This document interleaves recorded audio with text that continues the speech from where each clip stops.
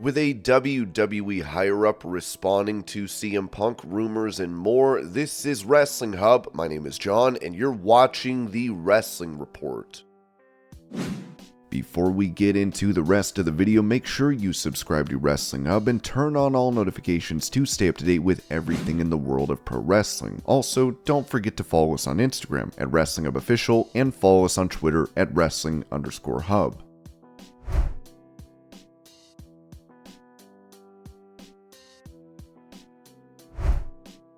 Mentioning a bet that he made with Vince McMahon back in the day, The Undertaker noted on the 6 Feet Under podcast, we made a bet with all this going on, the trial and everything. He was a Washington Redskins fan. I'm a Dallas Cowboys fan. We bet Dallas beat Washington. I think we bet $100. A gentleman's bet, $100. That joker, in the midst of all this going on, paid me my $100. You know how he paid me? In freaking pennies. He made someone carry a jar of pennies, $100 worth of pennies, to TV and then give it to me. He was testifying that day, which is why he wasn't there. He paid his debt. One of his favorite things to do was to rib me. Could you imagine, with all that going on, to even have the mental capacity to think, I'm going to pay him $100 in pennies? I'm on the road back then, like 35 days in a row. What am I going to do with a pickle jar full of pennies? That's Vince.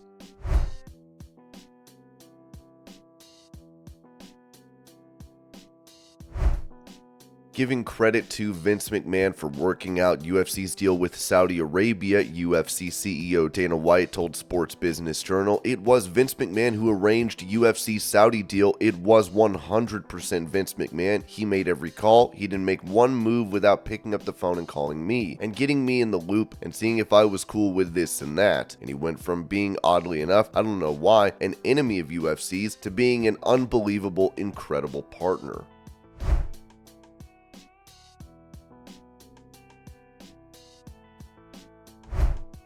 Taking to Instagram, Chris Jericho posted an interview that he did during a stint in Mexico in 1992 when he was only 22 years old. Here's the clip. Ganarle a León de Oro porque no tolera la presencia de canadienses en Monterrey. He doesn't like the American people. Well, you know, Sanguinario has a problem with the American people, but I got a problem with Sanguinario. So tonight, Sanguinario, you better watch out, man, because you want to take me down, but I want to take you down just a little bit more, brother. Las cosas, está agresivo.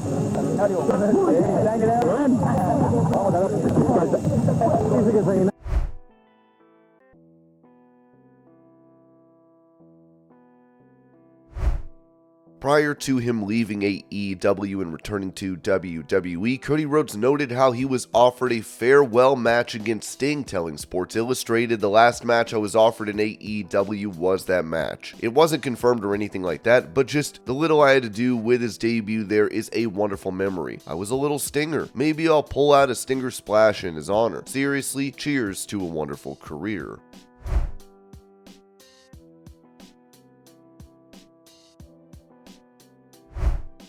Giving a contract status update on former WWE star Sareee, it was reported that PWInsider.com can confirm that former WWE NXT star Sareee, aka Sareee in Japan, has signed what has been described as a multi-year deal with Sukeban to return to the United States. This would bring Sareee, who chose to exit WWE at the conclusion of her contract and had been greatly underutilized during her title there, back to the States regularly. She will debut as a part of the promotion's second event next month in Miami, Florida. Sean Ross Sapp of Fightful then added, in addition to WWE, All Elite Wrestling and Stardom had talks earlier in the year regarding what talent could appear in a crossover capacity. As we'd indicated then, AEW would clear interest in using her at some point, though we haven't heard if it went as far as creative plans being developed. It was also announced by Sukeban that Sareee, formerly known as Sareee, has signed a multi-year deal with the company. PW Insider accurately reported last week that Sareee was deep in negotiations with an American company that wasn't WWE. However, several WWE sources had contacted us and indicated that they were interested in possibly bringing her back and had started working on it. That didn't go far as Sareee signed with Sukeban. Those same sources clarified that there was no offer on the table and did not think that she'd want to relocate to the United States again. It was also reported that one source noted to the outlet that there's no ill will on our side. We didn't think she'd end up back here. There were no creative plans set for her, and she wasn't contacted. Her name was mentioned, and she was liked within the company, so there were some preliminary things discussed about trying to bring her back. This deal probably works out better for her.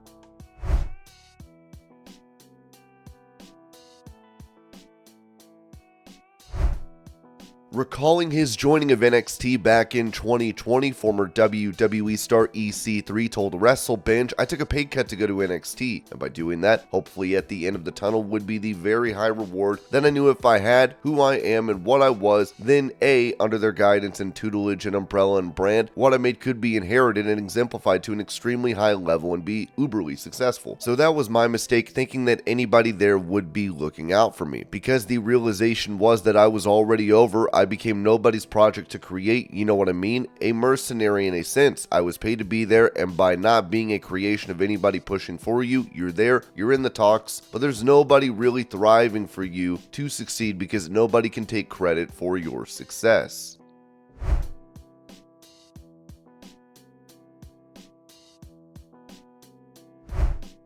Revealing how his signing with AEW came about, Konosuke Takeshita told DDT Pro Wrestling, "When I lost the KOD belt to Endo at Ryogoku Kokugakan last March, I said this is the second chapter for Konosuke Takeshita. As a champion, I had already been around the world 1 or 2 times, so I felt that the only way to show what I could do was to cross the ocean. So the choice was WWE or AEW. At that time, there were not that many main male wrestlers in AEW, and moreover, there were no Japanese who wore the singles belt except for women. I wanted to do something that no one else was doing. At that point, I wasn't sure if AEW would become as huge as it is now, but it was still a choice I made. Then, over the next year or so, the number of wrestlers steadily increased, and I don't think I would have had a chance if I had waited another year. It was all a matter of timing. When the coronavirus pandemic made it impossible for Japanese professional wrestling to make its voice heard, I thought to myself, this is no good for me to be wrestling. I've been doing it for 10 years, so I've had enough. I went to the US because I wanted to give it one last try, and I think that may have been my destiny. I wouldn't be where I am today without AEW, which guided me, and DDT, which sent me here, so the best way for me to repay them would be to fight Chris Jericho. First of all, I wanted to fight Jericho in a singles match, which is what I had wanted to do when I became a member of AEW. I had reached the point where I could imagine myself doing that in the AEW ring, but I wanted to do it in a DDT ring. In the past, DDT had done things like parroting WWE superstars, but when you think back to the beginning of the organization, it was unthinkable to have an active superstar appear instead of an impersonator in the ring. So it was a secret ambition of mine to make it a reality. I felt a sense of accomplishment when I saw it come true. So when I felt the reaction at that moment, I was honestly happy.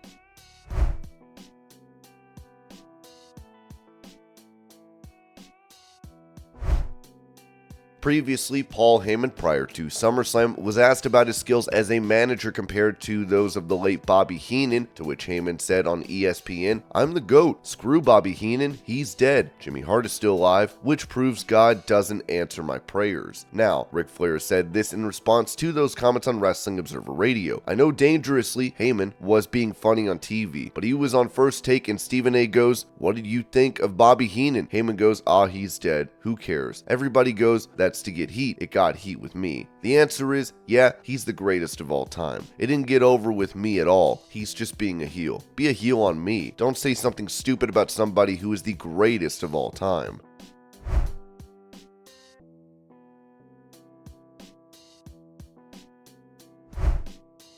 When it comes to WWE's interest in a top Japanese star, Ringside News wrote that PW Insider reports that sources in Japan have verified WWE's efforts to recruit the current New Japan Strong Women's Champion, Giulia. They are hoping to secure her signature for the company. Giulia, a member of the current Artist of Stardom champions, Donna Del Mondo, made her debut for the Ice Ribbon promotion in 2017 after undergoing training under Mio Shirai. One source has told the outlet that discussions have progressed to the point where Giulia is expected to visit the WWE Performance Center sometime this month. That is a very good step in the right direction for WWE.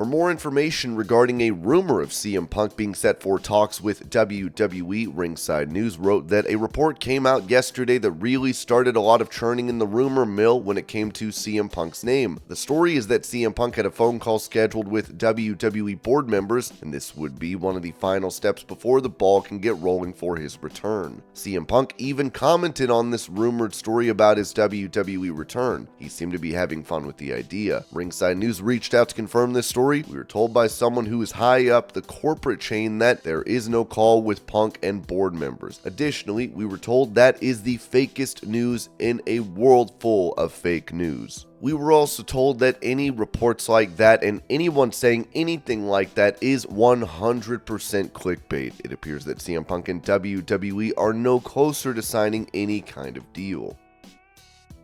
And this was your pro wrestling news update. I hope you're all having a great day. Thank you so much for watching, and I will see y'all later.